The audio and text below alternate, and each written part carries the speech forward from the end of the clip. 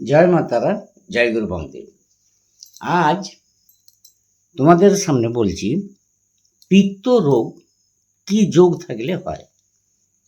যদি দেখো জন্মকুণ্ডলিতে লগ্নপতি গ্রহ বুধ যুক্ত হয়ে ষষ্ঠ, অষ্টম বা দ্বাদশ স্থানে অবস্থান করেছে, তাহলে সেই জাতক জাতিকার শরীরের মধ্যে পিত্তিটা অত্যন্ত পরিমাণে বৃদ্ধি পায়।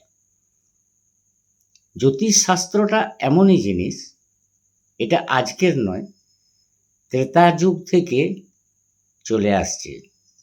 রামেরও জন্মকুণ্ডলী হয়েছিল, কৃষ্ণেরও জন্মকুণ্ডলী হয়েছিল। তো জ্যোতিষকে না মেনে কেউ করতে পারবে না, থাকতে পারবে না। তোমাদের পাশে আছি, সকলে ভালো থেকো। আমার ভিডিও ভালো লাগলে পাশে থেকো। রাধা রাধা।